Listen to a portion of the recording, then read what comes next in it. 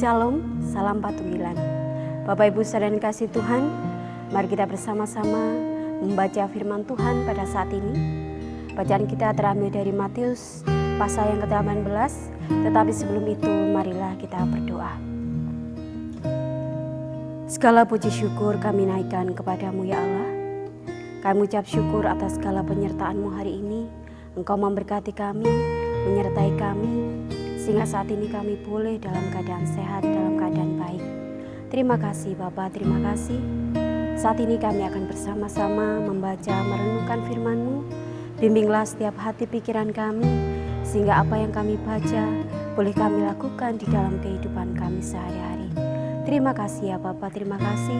Hanya di dalam nama Tuhan kami Yesus Kristus, kami serahkan bacaan kami pada saat ini, hanya ke dalam tangan kuasa-Mu. Amin. Matius pasal yang ke-18 yang begini bunyi firman Tuhan.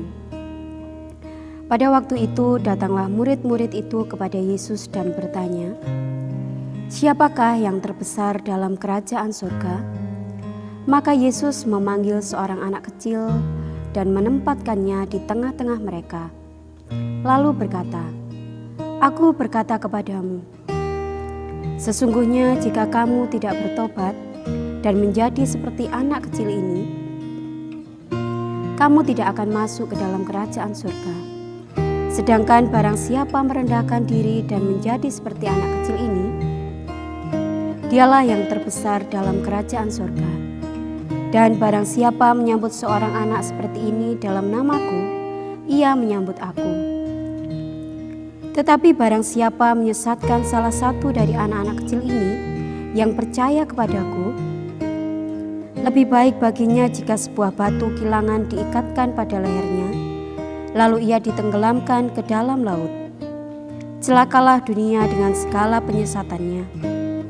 Memang penyesatan harus ada, tetapi celakalah orang yang mengadakannya. Jika tanganmu atau kakimu menyesatkan engkau, penggallah dan buanglah itu. Karena lebih baik bagimu masuk ke dalam hidup dengan tangan kudung atau timpang, daripada dengan utuh kedua tangan dan kedua kakimu dicampakkan ke dalam api yang kekal. Dan jika matamu menyesatkan engkau, cungkilah dan buanglah itu. Karena lebih baik bagimu masuk ke dalam hidup dengan bermata satu, daripada dicampakkan ke dalam api neraka dengan bermata dua. Ingatlah, jangan menganggap rendah seorang dari anak-anak kecil ini, karena aku berkata kepadamu, ada malaikat mereka di surga yang selalu memandang wajah Bapa-Ku yang di surga, karena Anak Manusia datang untuk menyelamatkan yang hilang. Bagaimana pendapatmu jika seorang mempunyai 100 ekor domba dan seekor di antara sesat? Tidakkah ia akan meninggalkan yang 99 ekor di pegunungan dan pergi mencari yang sesat? Dan aku berkata kepadamu, sesungguhnya jika ia berhasil menemukannya, lebih besar kegembiraan atas seekor itu daripada atas yang ke-99 ekor yang tidak sesat. Demikian juga Bapa-Mu yang di surga tidak menghendaki supaya seorang pun dari anak-anaknya hilang. Apabila saudaramu berbuat dosa, tegurlah dia di bawah 4 mata. Jika ia mendengarkan nasihatmu, engkau telah mendapatkannya kembali.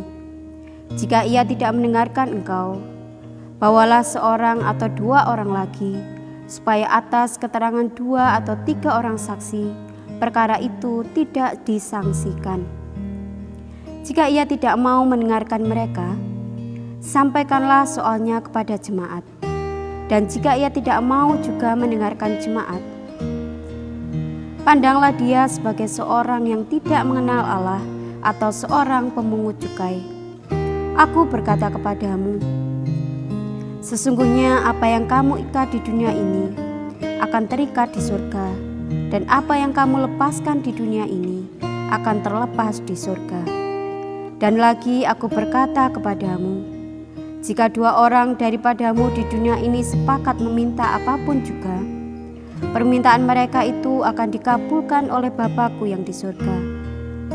Sebab di mana 2 atau 3 orang berkumpul dalam nama-Ku, di situ Aku ada di tengah-tengah mereka."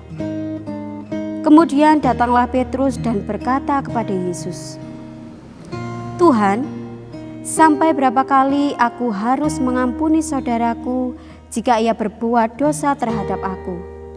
Sampai 7 kali?" Yesus berkata kepadanya, "Bukan, Aku berkata kepadamu, bukan sampai 7 kali, melainkan sampai 70 kali 7 kali. Sebab hal kerajaan surga seumpama seorang raja yang hendak mengadakan perhitungan dengan hamba-hambanya.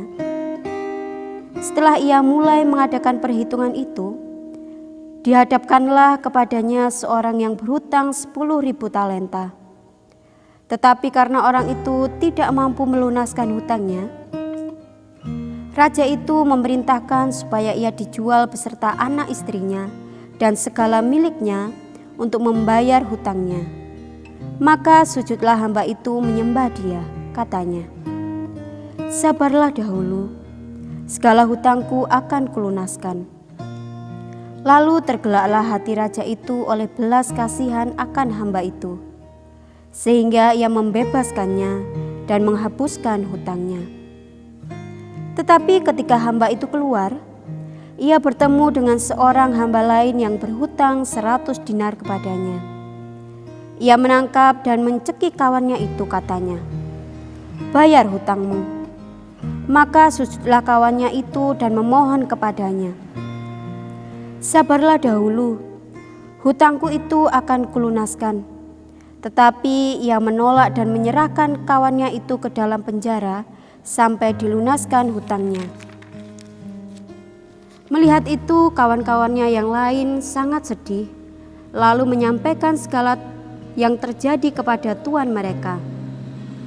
Raja itu menyuruh memanggil orang itu dan berkata kepadanya, 'Hai hamba yang jahat, seluruh hutangmu telah kuhapuskan karena engkau memohonkannya kepadaku.